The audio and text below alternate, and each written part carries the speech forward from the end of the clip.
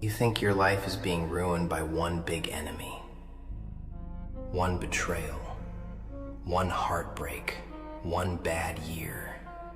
No, it's smaller than that, filthier than that, quieter than that. It's 100 tiny psychological traps wrapped in normal life, normal faces, normal routines, normal little lies you stopped questioning because they arrived dressed like duty, love, politeness, survival. You wake up tired, grab the phone, let other people's noise enter your skull before your own thoughts can stand up straight, and then you call that a day. You answer messages you don't even respect, laugh at jokes you don't even like, say, "It's okay," when it burns, say, "I'm fine," when your chest feels like a locked room, say, "later" to your own life, as if later has signed a contract with you. Listen to me. The trap is not only what hurts you. The trap is what trains you to cooperate with what hurts you.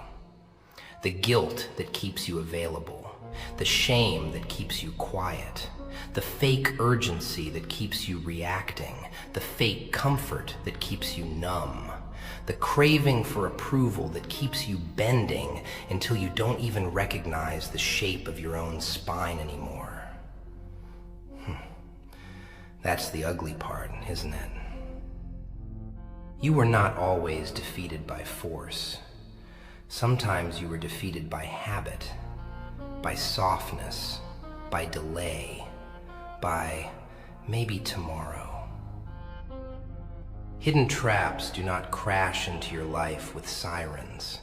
They slide in through your mouth, your routine, your excuses, your need to be loved, your fear of being called difficult.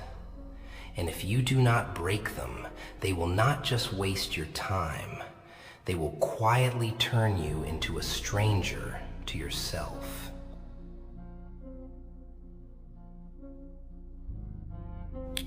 The first trap is the need to be liked by people who have never paid the price to guide your life. Look at you. You adjust your tone for people who gossip. You soften your truth for people who disappear the second you stop entertaining them. You make yourself smaller in a room full of people who would not carry your pain for 5 minutes, not 5 minutes. But somehow, their opinion still sits on your chest like a landlord collecting rent. You call it being mature. Sometimes, it is just fear wearing a clean shirt. Think about the ordinary scenes.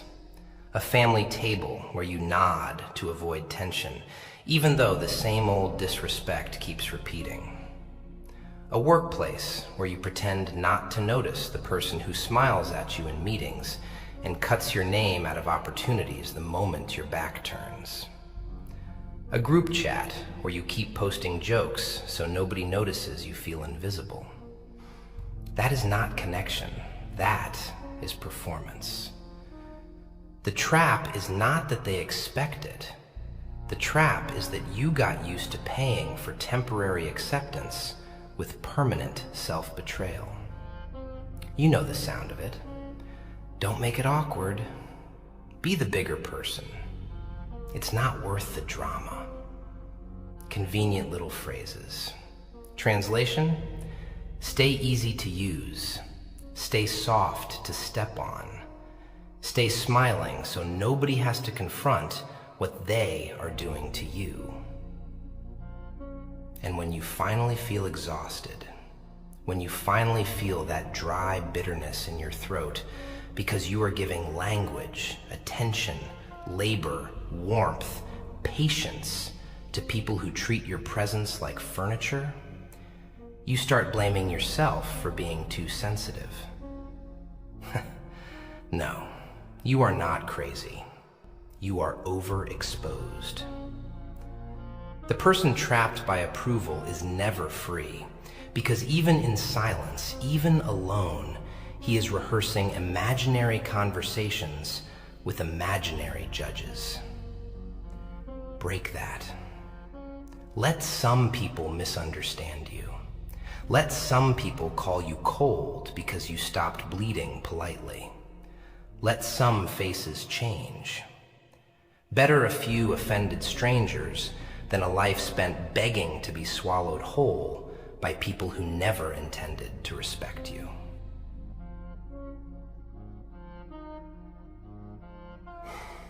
The second trap is fake urgency. The pressure to react before you can think. This one is filthy because it wears the mask of importance. Your phone vibrates, and suddenly your nervous system behaves like the building is on fire. A message comes in with that little sharp tone, and your mind sprints before your wisdom even puts its shoes on. That is control. Not always evil, not always planned like some movie villain nonsense, but real control. People learn your reflexes. Work learns them, family learns them. The world learns how quickly you panic when silence appears. A boss sends a late-night message with no greeting, just "Need this now." A person who ignored you for days suddenly drops, "We need to talk." A relative who never asks how you are calls only when there is a problem. See the pattern? Your body gets trained to jump, to rush, to explain, to patch, to rescue, to over-answer. And the more you live in reaction, the less you live in direction. You start calling anxiety responsibility. Cute. Tragic, but cute. You are not a fire extinguisher for everybody's poor planning, emotional chaos, and convenient emergencies. The trap is not just speed.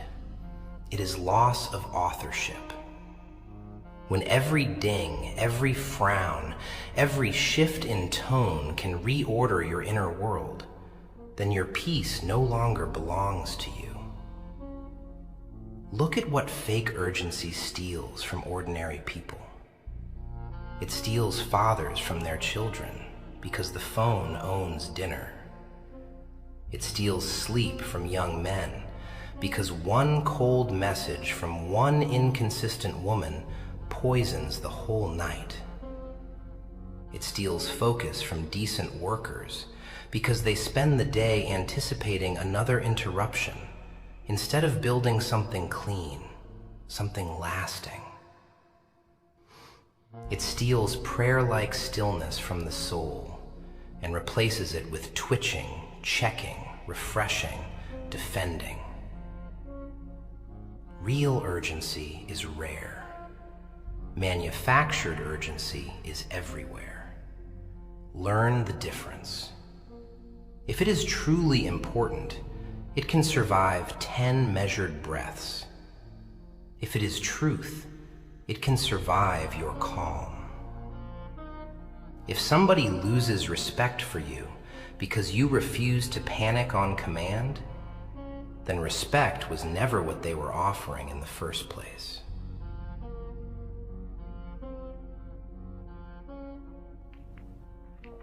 The third trap is shame. Old shame, inherited shame, private shame, the kind that makes you keep serving a version of yourself that should have been buried years ago. This one is cruel because it hides under memory. Somebody mocked you once, and now you still speak smaller than your actual mind. Somebody abandoned you once, and now you confuse attention with love. Somebody humiliated you in school, at home, at work, in front of cousins, in front of strangers, and your nervous system built a little prison and called it personality.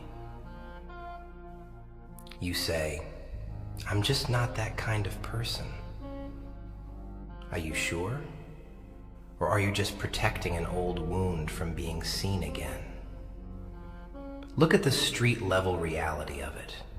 A man with skill stays broke because every time he's about to market himself, speak clearly, ask for the rate he deserves, his throat tightens with some ancient fear of being laughed at. A woman with intelligence keeps choosing half-present people because deep down she thinks being tolerated is safer than being truly seen. A son keeps nodding through disrespect because years ago speaking honestly was punished, so now even adulthood feels like borrowed permission. Shame teaches you to negotiate against yourself before life even gets the chance. Efficient little parasite, isn't it? It doesn't even need new evidence. It survives on repetition. And the ugliest part? Shame can make you loyal to the very conditions that keep you weak. You keep the same lazy friends because they knew the broken version of you. You keep the same dirty habits because they match the story you have been telling yourself. I'm complicated. I'm damaged. I'm just like this. No, stop romanticizing unhealed patterns. Pain is not a personality. Hesitation is not depth. Self-neglect is not mystery. Sometimes you are not finding yourself. Sometimes you are hiding behind old injuries because if you really stood up, really changed, really spoke with force, really became disciplined, then you would have to admit how many years were lost kneeling to ghosts. Shame survives in secrecy and performance. It weakens when dragged into daylight by action. Small action, repeated action, ugly, honest action. Say the thing cleanly. Ask the question directly. Leave what keeps making you crouch. Build evidence that the old humiliation no longer has authority. You do not owe eternal obedience to a wound just because it arrived early.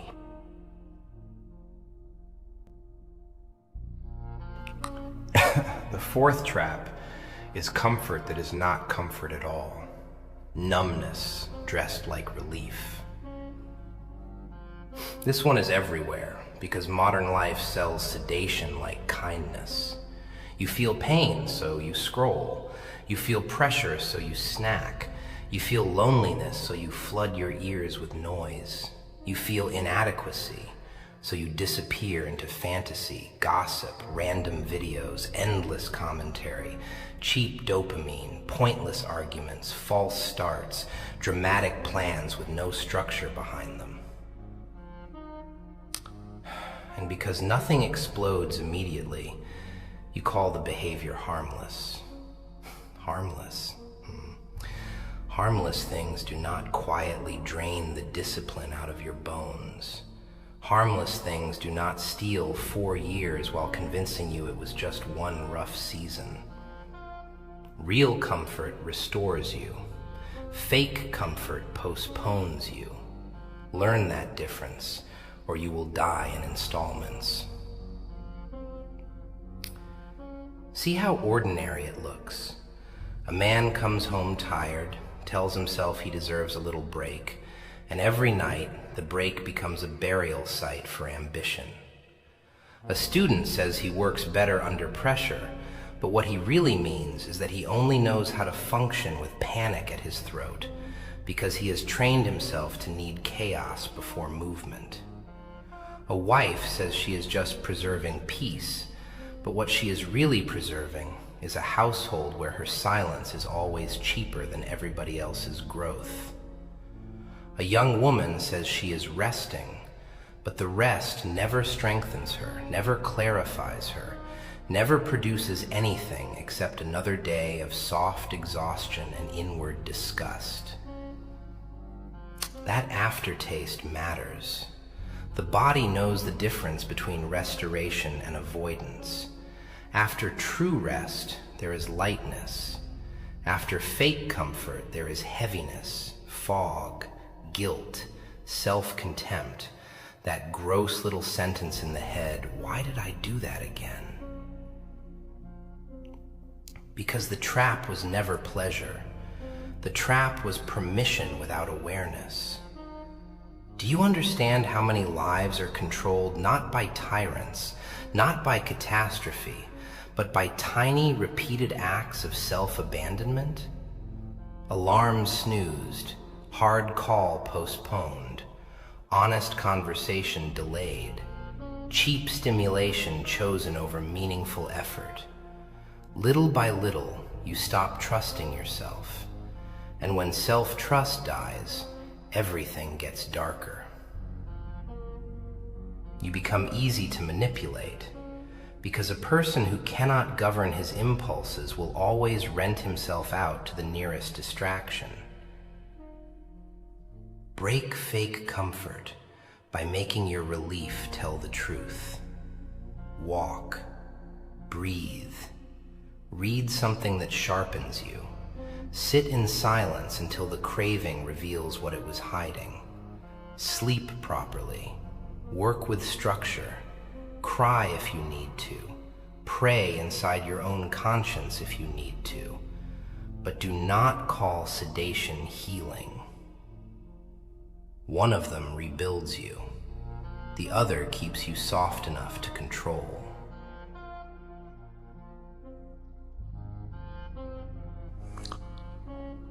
The fifth trap is emotional outsourcing, letting other people's moods, approval, attention, and instability decide who you get to be today.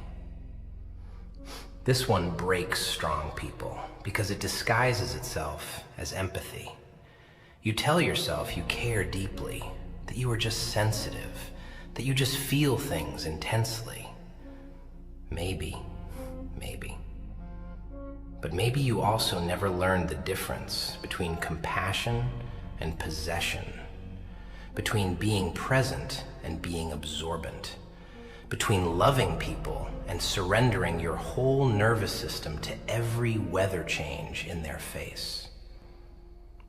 Look at the small daily scenes. Your morning is fine until one cold text arrives. Then suddenly your appetite changes. Your posture changes, your work quality changes. The whole day bends around one person's mood, like your life is an unpaid intern in their emotional office. A parent calls sounding disappointed, and now your chest carries a weight that does not even belong to your actual choices. A friend goes distant for a day, and you do not merely notice it, you become it. You rehearse, decode, imagine, overread, underbreathe, and by evening, you are exhausted from conversations that never even happened. That is not depth. That is captivity with poetic language slapped on top. The person controlled by other people's temperature can never hold his own climate. And you know who senses this fastest? Users, drainers, inconsistent people.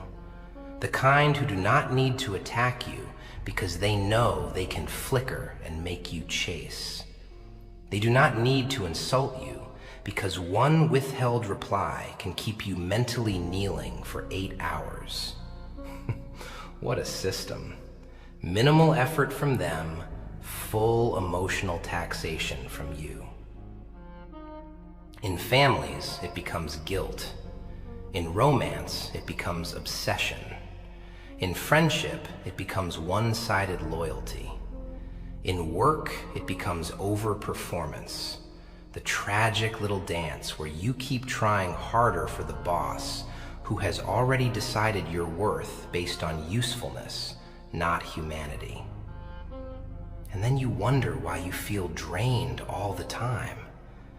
Because you are running a city on stolen electricity. None of it is coming from your center. You are trying to live from reactions, from signals, from tone changes, from crumbs, from digital eye contact, from whether the room clapped loudly enough. No wonder your peace feels unstable. You built it on moving faces. There is a mature way to care. It does not require surrender. It notices without dissolving. It loves without auditioning. It supports without collapsing. It listens without making another person's chaos the operating system of your own mind. Learn to separate fact from atmosphere. Somebody being tense is not automatically your fault. Somebody withdrawing is not automatically a sign you failed. Somebody being disappointed does not automatically make you wrong. Somebody being loud does not automatically make them true. The trap survives because you were trained, maybe by home, maybe by love, maybe by old fear, to read shifts in mood like survival codes. When adults around you were unpredictable, you became a little emotional detective. Smart child, tragic skill. Useful once, deadly later. Because now you walk into every room already scanning, already adjusting, already calculating. You call it awareness. Sometimes it is just a bruise with excellent pattern recognition. Break it. Let people have their moods without renting your soul. Let them be disappointed. Let them be unclear. Ask direct questions. Refuse to overinterpret silence. Refuse to overpay for crumbs. Refuse to become a hostage to expressions, typing dots, delayed greetings, half-warm bodies, half-present minds. You were not born to live as an emotional thermostat for people who never learned self-control.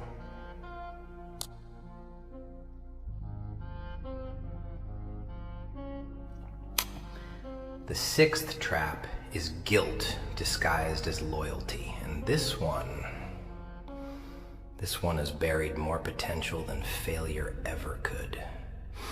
Because failure at least looks like loss. False loyalty looks like virtue. It wears family language, moral language, cultural language, soft, tragic language. After all we've done for you, don't forget where you came from. You've changed. We miss the old you. Be humble. Why are you acting better than everyone? Hear the manipulation? Not always intentional, no, not always some evil mastermind in a dark room. Sometimes it is just ordinary, wounded people trying to keep the system familiar, because your growth threatens the version of reality where they remain comfortable. A son starts building discipline, and suddenly lazy relatives call him arrogant because he no longer laughs at the same dead jokes for 4 hours and wastes his whole weekend in emotional smoke. A daughter learns to say no, and now she is cold, ungrateful, hard to talk to, because access was mistaken for intimacy. A husband stops apologizing for every boundary and gets labeled difficult because the household was built on his compliance, not his dignity. A friend begins taking work seriously, sleeping seriously, protecting time seriously, and the old circle calls him fake because his seriousness exposes their decay. That is the trap, confusing betrayal with differentiation. You think becoming harder to use means becoming cruel? It does not. Sometimes it means you finally stopped financing dysfunction with your softness. And let's be honest, some of you are terrified of outgrowing the people who raised you, fed you, knew you when you were weak, held you when you were small. I understand that.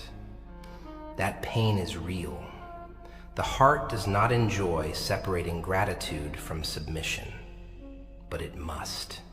It must. Because gratitude without boundaries turns into lifelong emotional debt, and emotional debt makes cowards out of decent people. You start saying yes to preserve peace, but the peace is fake.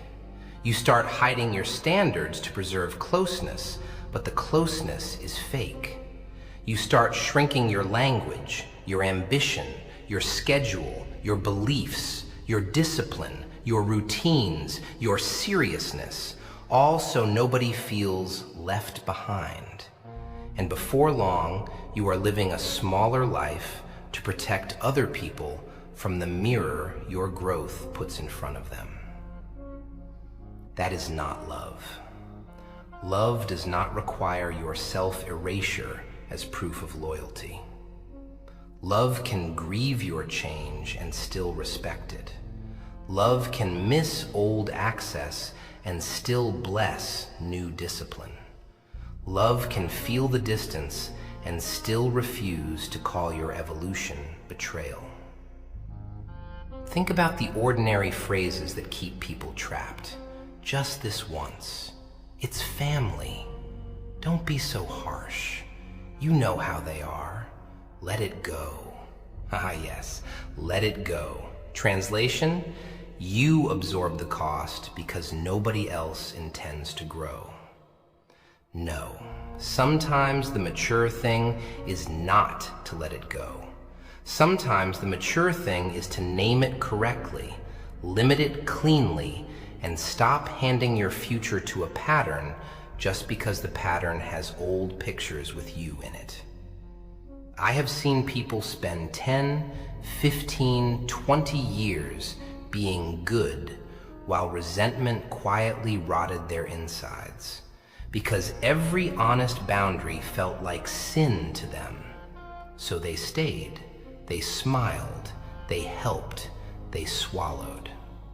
They kept answering the late calls, lending the money, solving the drama, carrying the weak men, calming the loud women, babysitting the chaos, translating everyone's emotions, cleaning up everybody's consequences.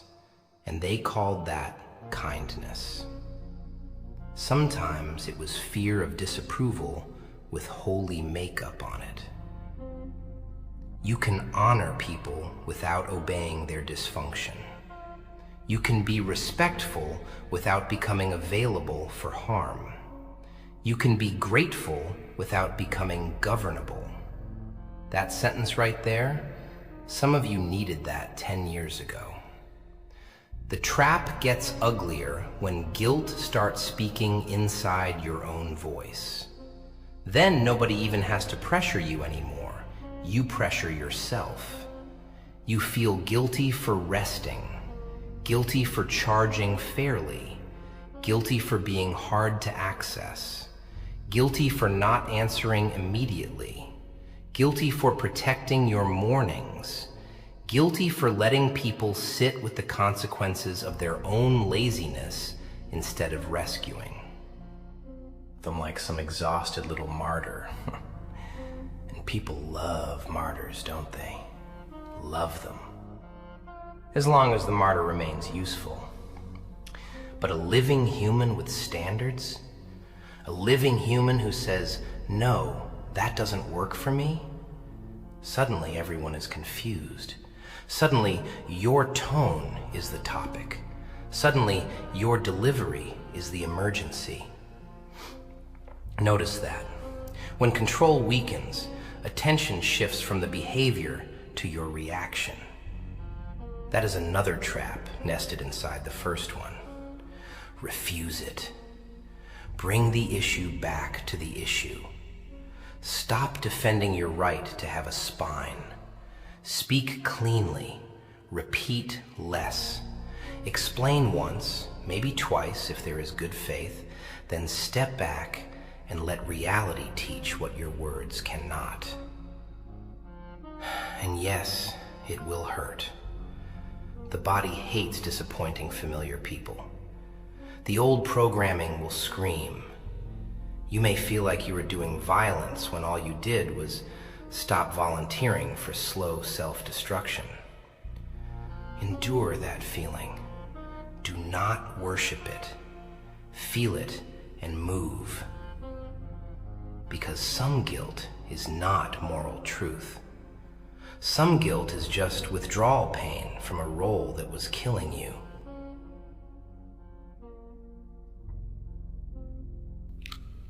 The seventh trap is status addiction. The hunger to be seen as impressive rather than to become unshakably real. This one is poison because society rewards the costume first. The polished voice, the curated image, the clever caption, the dramatic announcement, the expensive illusion, the smile in public, the collapse in private. Street version?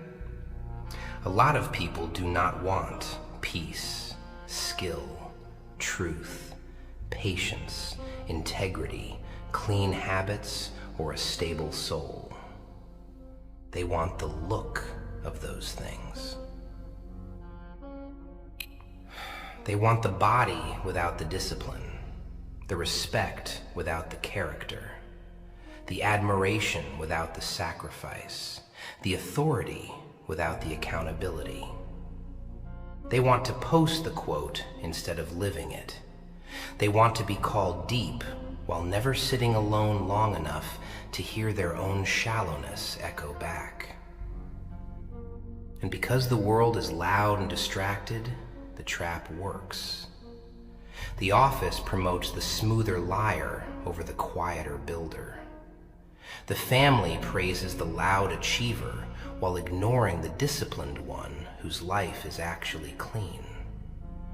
The internet throws attention at performance, and attention is a cheap drug. It makes mediocre people feel chosen. So you start drifting. You stop asking what is true and start asking what looks strong. You stop asking what builds me and start asking what gets a reaction.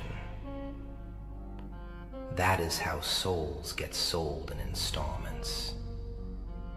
Not always to money, sometimes to image, sometimes to applause, sometimes to the fantasy that if enough people admire you, the ache inside will finally kneel. It doesn't kneel, it just gets better lighting. Think about how this trap controls ordinary lives. A young man buys what he cannot afford because looking established matters more to him than actually building stability. A woman stays in a dead relationship because leaving would disrupt the image of success she has been performing for everybody else. A worker says yes to every visible task and neglects the silent foundational work that would really sharpen his craft, because he is addicted to being witnessed, not transformed. Status addiction makes you vulnerable to humiliation, because anything that can be externally granted can be externally removed. That is why some of the loudest people are the most fragile. Their confidence is rented. Their dignity is sponsored. Their self-respect rises and falls with invitations, replies, glances, numbers, titles, compliments, followers, rumors, seating arrangements, how warmly they were greeted in the room. That is slavery in formal clothing. The trap becomes psychological when you start performing even in private. You are alone, yet still imagining an audience. Even your healing becomes theater. Even your pain becomes branding. Even your silence becomes strategic. You stop living from conscience and start living from anticipated perception. That is a haunted way to exist. Because what happens when the room goes quiet? What happens when the title leaves? What happens when the beauty fades, the trend changes, the applause moves to somebody younger, louder, newer, cheaper, easier? If there is no real core underneath, the crash will sound like truth finally collecting what performance borrowed. Break the trap by loving invisible standards. Clean work when nobody is praising it. Restraint when nobody is rewarding it. Discipline when nobody is watching. A body that functions. A mind that can focus. A tongue that does not overpromise. A room that is orderly. A schedule with spine. Money handled with maturity. Prayer-like silence in the morning. Reading. Training. Honest speech. Late gratification. Those things do not always look glamorous. Good. That is part of their purification. They train you to stop depending on witnesses. And here is the bitter joke. Once you stop chasing image, you often become more formidable to look at, because now the surface is no longer doing all the work. But do not misunderstand me. This is not a speech against excellence, beauty, ambition, leadership, or making money. No. Make money cleanly. Build well. Dress sharply. Speak strongly. Lead if you are fit to lead. But never confuse signal with substance. Never let performance replace structure. Never let vanity hijack your purpose. The trap of status is that it makes you spend your actual life maintaining an edited trailer. For a movie nobody is even watching as closely as you think. And while you are busy polishing the trailer, the real story rots in the dark. So become dangerous in a quieter way. Let your image be the shadow of your habits, not the substitute for them. Let your face say less than your schedule. Let your mouth promise less than your actions deliver. Let your room, your finances, your body, your work, your timing, your boundaries, your speech, your consistency tell the truth before your branding ever tries. That is how you break status addiction. You make being real more addictive than being admired. Then applause becomes optional. Then mockery becomes survivable. Then silence becomes clean. Then you stop living like a salesman trapped inside your own skin.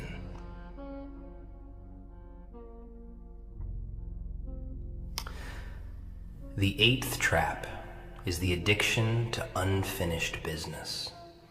The sick little hunger for closure from people, places, and versions of yourself that have already shown you what they are. This one is dark because it convinces intelligent people to keep returning to what has already been proven. Not because they are stupid, no, because the ego hates unresolved humiliation.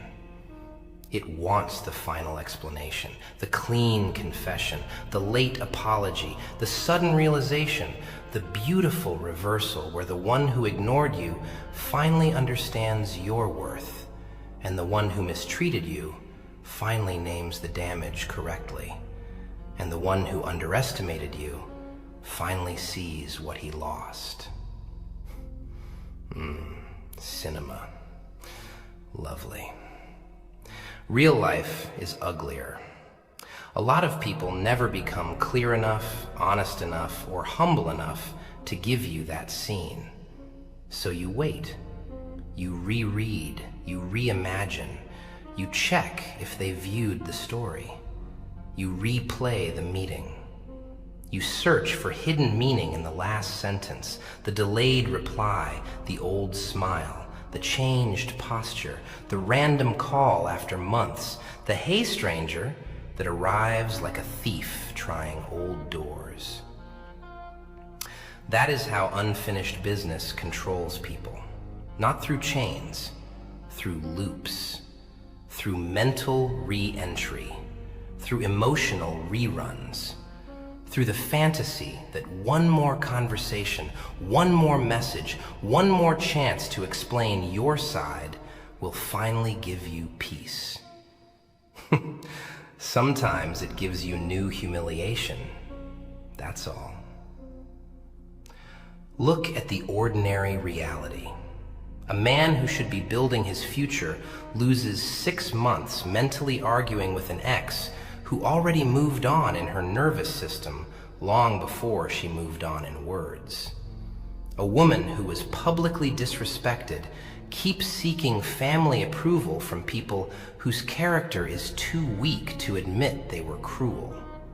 So every holiday becomes another little courtroom where she silently hopes justice will walk in wearing someone else's mouth. An employee leaves a toxic place physically, but not mentally, still composing speeches for the boss, still imagining the perfect comeback, still replaying the meeting where he should have spoken harder. That is not memory. That is captivity by unresolved ego pain. And let me be careful here. Wanting clarity is human. Wanting repair is human. Wanting truth spoken plainly is human. But when the desire for closure starts postponing your movement, poisoning your sleep, stealing your attention, keeping your identity tied to old scenes, it becomes a trap. Because now the person who hurt you still has access. Not to your body, maybe, not to your schedule, maybe, but to your interior. They still collect rent in your mind. One of the hardest adult skills is learning that not every wound gets a satisfying ending. Some endings arrive ugly, incomplete, unfair, asymmetrical. Sometimes you become the only witness of what really happened. Sometimes you are the only court left standing. That hurts, because the child in you still wants someone else to finally say, "You were right. You were hurt. You did not imagine it. They were wrong." I know. But if they never say it, will you stay trapped forever, waiting at the crime scene of your old pain? No.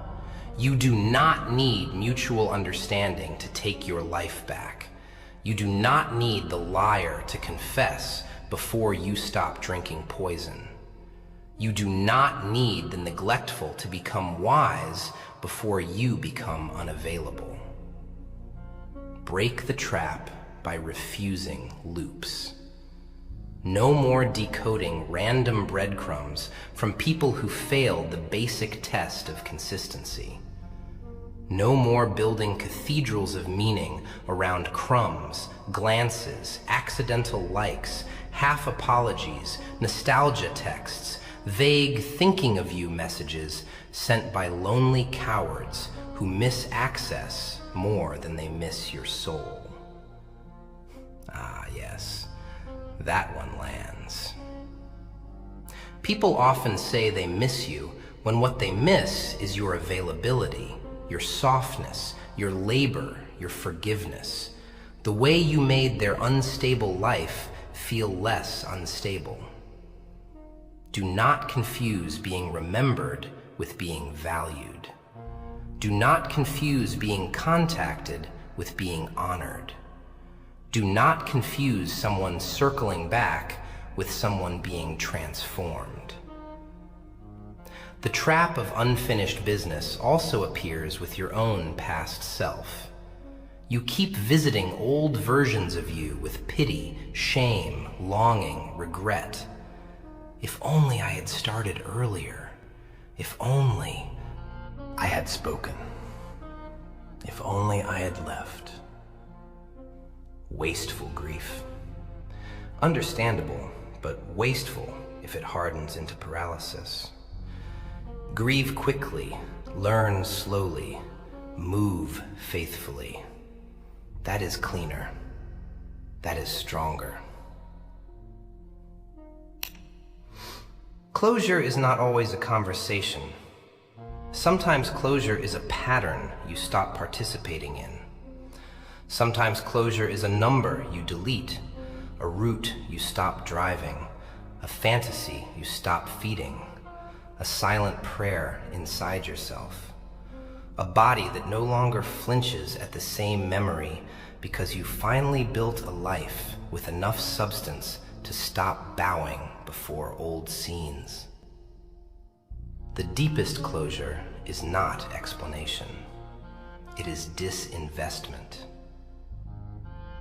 When the old trigger knocks and finds no altar, no theater, no obsessive detective, no starving ego waiting for one more clue, then the trap begins to starve. Let dead things be dead. Let incomplete endings remain incomplete. Let the lesson be uglier than you wanted. Let the scar be enough evidence. Not everything unfinished deserves more of your life. Some things only survive because you keep breathing into them.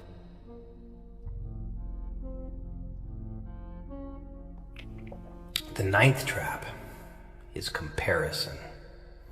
But not the childish version people talk about with pastel quotes and fake positivity. No. I'm talking about the raw, street-level comparison that turns another person's face into an accusation against your own existence. The trap where somebody else's marriage makes you question your worth. Somebody else's body makes you despise your discipline. Somebody else's income makes your own effort feel invisible. Somebody else's confidence makes you shrink before you have even opened your mouth. Comparison is ugly because it steals context. You compare your behind-the-scenes confusion to somebody else's edited highlight. You compare your chapter of repair to somebody else's chapter of display. You compare your seed to somebody else's harvest and then call yourself late. Efficient way to poison a life. But it gets darker. The real poison is not only envy, it is identity collapse. You start living in reaction to other people's progress instead of relationship to your own calling, your own season, your own structure, your own duties, your own limits, your own opportunities. Then even your goals become contaminated. You do not want what is right. You want what looks victorious from the outside. That is how men end up chasing businesses they do not even respect, bodies they cannot maintain, women they cannot lead, lifestyles they cannot afford, authority they cannot carry. That is how women end up performing beauty they do not enjoy, softness they do not feel, luxury they do not need, relationships they know are hollow. All because comparison turned life into a public exam. Comparison also breeds secret bitterness. You smile at the wedding, the promotion, the announcement, the new house, the success story. But somewhere under the smile, there is a little hard voice saying, "What about me?" That voice shames people because they want to be pure-hearted and generous. And when they notice envy moving inside them, they panic.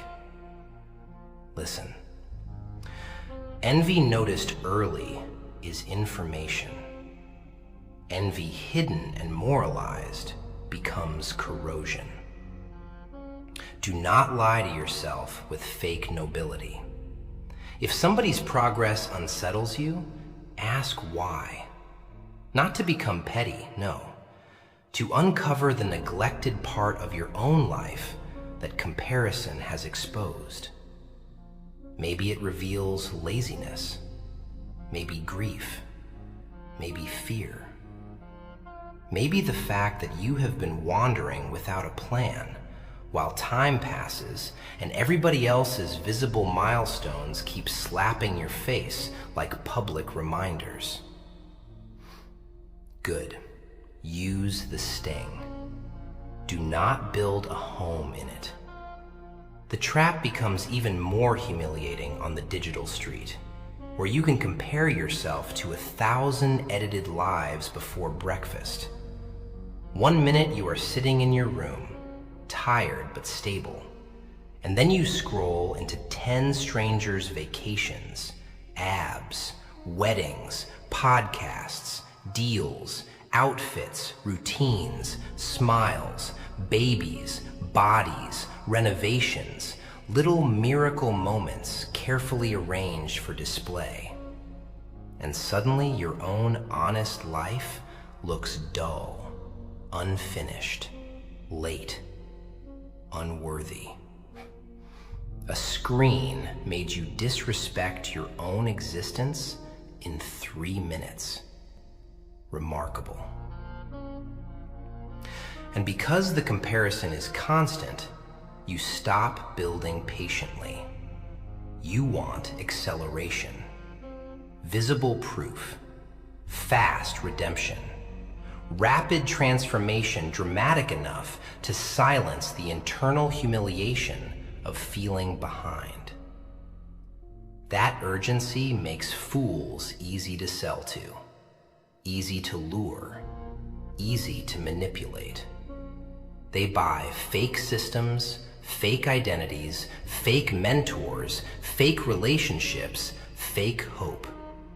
Because comparison made them desperate to close a psychological gap. But real building is rarely photogenic.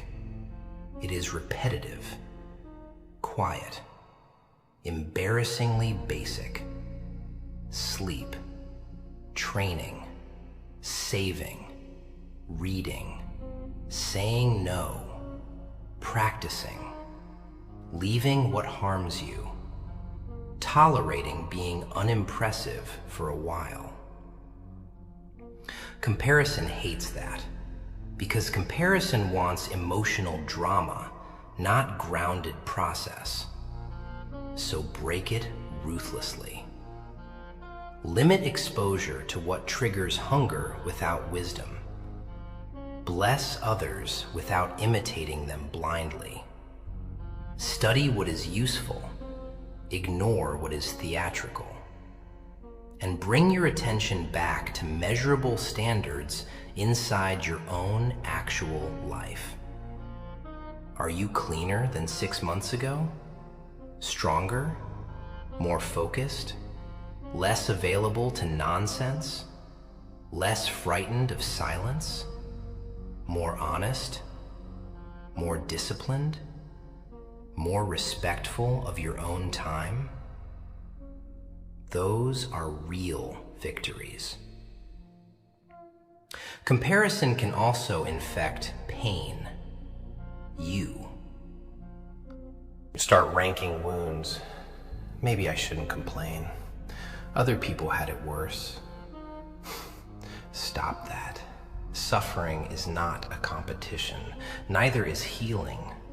The point is not to win the tragedy Olympics.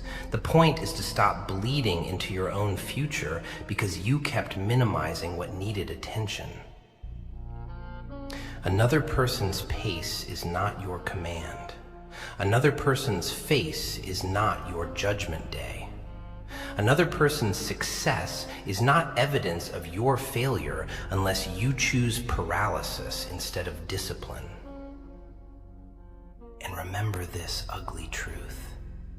Some people look ahead and are miserable. Some people look behind and become proud. Some people look inward and finally begin to live. Choose the third. Let other people's light inspire structure, not self-hatred. Let their success teach you patience, not panic. Let their beauty teach you care, not contempt. Let their courage teach you honesty, not theater. Then comparison loses its teeth. Then another person's rise stops feeling like your burial. Then your path becomes something more sacred, more private, more disciplined than public measuring ever allowed.